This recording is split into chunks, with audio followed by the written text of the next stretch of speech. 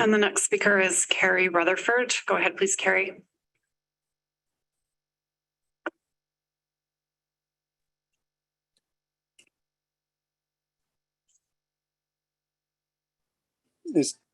Did I connect?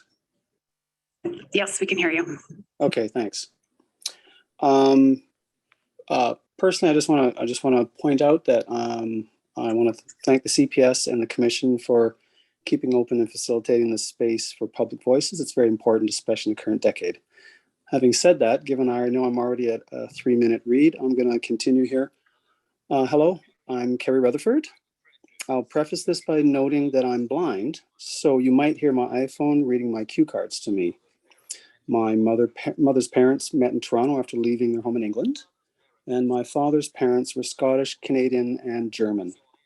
So I am 100% colonial stock, born in Calgary, and that's why I'm representing the Calgary Alliance for the Common Good as a committee member on the Truth and Reconciliation Research Action Team. I'm asking the Calgary Police Commission to ensure that the Calgary Police Service, I'm asking that the Calgary Police Commission to ensure that the CPS complies with the Missing and Murdered Indigenous Women, Girls, and Two-Spirit Calls for Justice number 94, released on the 2nd of June, 2019. It is recognized that Indigenous liaison officers build relationships within Indigenous communities in a district, and that there would be less need for frontline officers there. In addition, these relationships would support and help the unit address and finally solve these crimes, perhaps. The Alliance wants to see at least 2 ILO hires and 2 more in place in September. We believe this would support both what the US CPS needs for these cases and in the Indigenous community. We met with Chief Neufeld on Monday, the 30th of May, and reiterated our continued request to see 1 ILO in each of the 8 districts.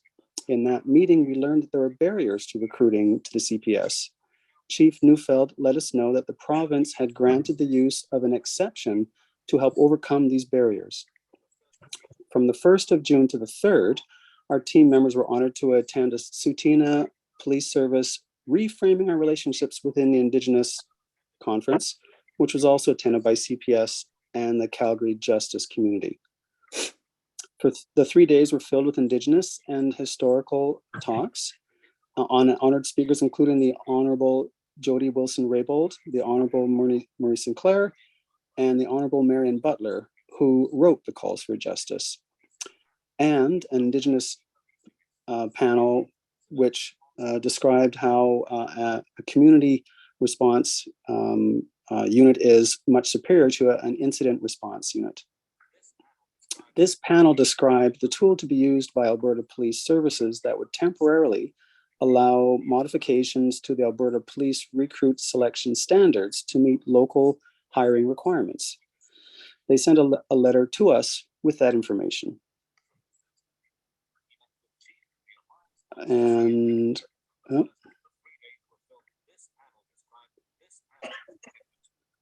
one moment. The letter was also sent to Chief Neufeld, President of the Alberta Association of Chiefs of Police. Congratulations, Chief Neufeld, on your position as president of this organization. Well done. It is good that your positive influence will be available for the Alberta Police Services. We are committed to seeing ILOs hired in each of the 8 Calgary police districts.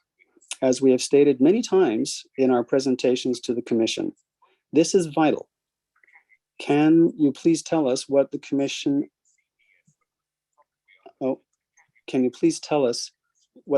is doing to facilitate the CPS recruitment of Indigenous liaison officers? Thank you very much. Thank you, Mr. Rutherford, for those comments. I appreciate that. I wonder, Chief, if you want to make a comment or two? Or Deputy Chief McClellan? Thanks, Chair. Thanks very much for those comments. We're very fortunate to continue to have ongoing meetings and partnerships and relationships with the Common Alliance, who give us great guidance, and we have lots of good conversations. As a result of their conversations and with our Indigenous advisory boards, we have implemented many other initiatives where we have been committed to our truth and reconciliation. We continue to have those conversations around the Indigenous liaison officers, and as we've said in the past, currently this is a capacity issue. However, we continue to assess and reassess that ask, and specifically with our Indigenous Advisory Board, we're looking actually to modernize those advisory boards. So we'll be continuing through the summer to look at that, and we're hoping in September or October we'll be able to come back and have some different and additional ideas as to the work that we have implemented and shared in the past.